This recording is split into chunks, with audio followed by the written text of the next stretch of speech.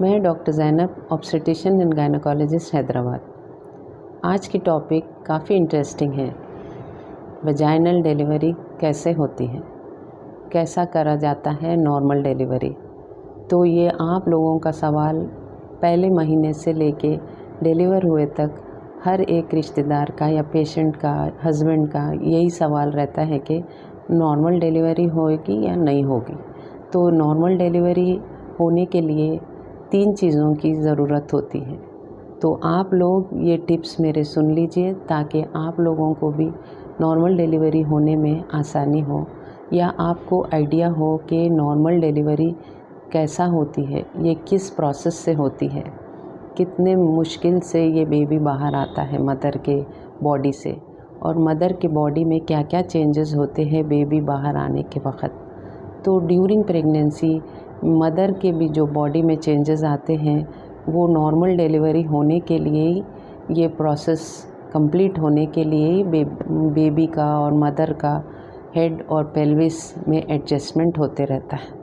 तो बेबी भी काफ़ी मोमेंट्स अंदर होते रहते हैं, मगर बेबी 9 मंथ में अपना पोजीशन ले लेता है। यूजुअली बेबी का पोजीशन अब रहता है, बेबी का पोजीशन कैसा रहना है नॉर्मल डिलीवरी होने के लिए। ये बेबी है पैसेंजर और पास होना है पैसेज से, और जो फोर्स आना है वो पेन से। तो ये 3 चीज़ों का इम्पोर्टेंस है डिलीवरी होने के लिए। तो पहले पे हम डिस्कस करेंगे जो पैसेंजर है। पैसेंजर है बेबी, इसको पास होना है मदर के पेल्विस से। तो बेबी का जो पोजीशन है वो हेड नीचे रहना है नॉर्मल डिलीवरी के लिए।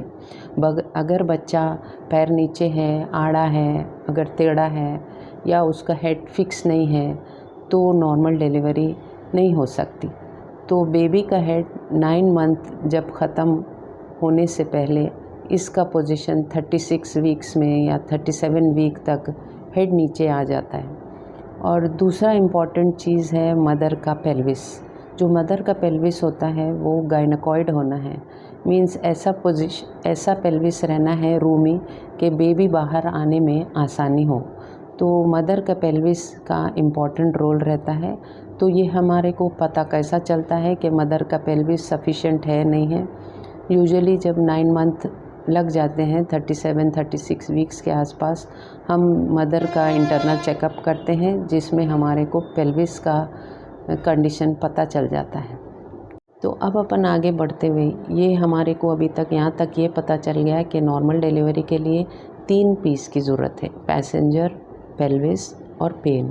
तो अब हम इम्पॉर्टेंट है पैसेंजर के बारे में स्टेप बाय स्टेप डिस्कस करेंगे कि पहले तो नॉर्मल होने के लिए बच्चे का वेट इम्पॉर्टेंट है। वेट आपका अगर बेबी का 4 kg 4.5 kg के ऊपर है तो थोड़ा पॉसिबिलिटी नॉर्मल की कम हो जाती है डिपेंडिंग अपॉन मदर्स पेल्विस। और दूसरी चीज़ है जो बेबी ड्यूरिंग डिलीवरी या ड्यूरिंग प्रेगनेंसी जो उसके पोजीशंस होते हैं वो काफ़ी इम्पॉर्टेंट होते हैं। तो हम एक के बाद एक वो कैसा बेबी बाहर आता है पैसेज से वो डिस्कस करेंगे। जो पैसेंजर रहता है बेबी वो काफ़ी इम्पॉर्टेंट रहता है, उसका वेट और उसका पोजीशन। तो पहले तो वेट अगर एवरेज वेट है तो आसानी से नॉर्मल होगी। अगर weight 4 kg 4.5 kg depending upon mothers pelvis अगर उतना ज़्यादा है तो बेबी का हेड फिक्स ही नहीं होगा। तो पहला आता है एंगेजमेंट। एंगेजमेंट मतलब बेबी का हेड जो बाइपैराइटल डायमीटर होता है मदर के इनलेट से मैच होना है और वो अंदर फिक्स होना है, उसको बोलते हैं engagement. Engagement during pregnancy 8 to 9 month में हो जाता है। अब डिसेंट जो होता है ड्यूरिंग लेबर पेन्स, जब लेबर पेन्स शुरू होते हैं तो डिसेंट होता है। अब डिसेंट इसीलिए होता है कि बेबी प्रोसेस होते होते अंदर वो पोजीशन अपना चेंज करते करते एक्सपेल होना है बेबी को।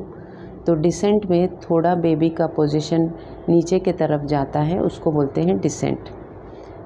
अब थर्ड आता है फ्लेक्शन। फ्लेक्शन में क्योंकि बेबी पूरा बाहर आना है वो आहिस्ता अपने आप को फ्लेक्स कर लेता है, मतलब थोड़ा ऐसे मोड़ लेता है, उसको बोलते हैं फ्लेक्शन। फोर्थ आता है इंटरनल रोटेशन। इंटरनल रोटेशन में सिर्फ हेड ही रोटेट होता है, हेड रोटेट होके बाहर आने के लिए वो अपने आप को पोजीशन में ला लेता है। बॉडी पूरी रोटेट नहीं होती, बॉडी क्योंकि बड़ी रहती, हेड रोटेट हो जाता है।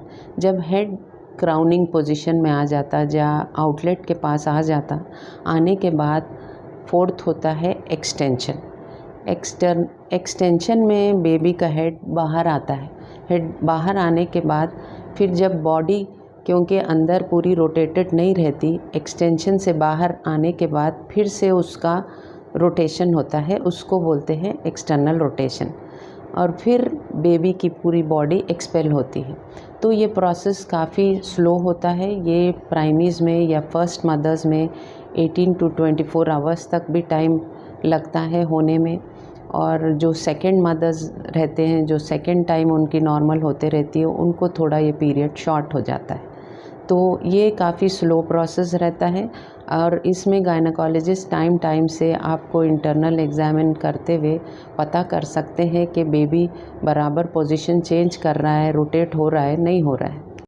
कई रीज़न से ये प्रोसेस में रुकावट आ जाती है, या आपका इनलेट अगर छोटा है तो बेबी एंगेज ही नहीं होगा, या आपकी मिड कैविटी आपकी नैरो है तो बीच में आकर ऑब्स्ट्रक्शन में चले जाता है, और अगर आउटलेट छोटा है तो फिर बाहर आकर वो एक्सटेंशन नहीं हो सकता और बेबी डिलीवरी नहीं हो सकती। तो बेबी के पोजीशंस जगह जगह पे चेक करते रहना है।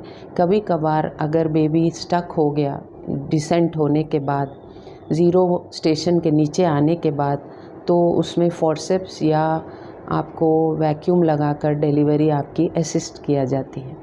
मगर काफ़ी अगर ये सब नहीं हो सक रहा है, पोजीशन चेंज नहीं हो रहा और बेबी का हेड आके एक जगह फंस गया है, तो आपके गायनेकोलॉजिस्ट आपका डिलीवरी सिजेरियन से करना पड़ता है इमरजेंसी में।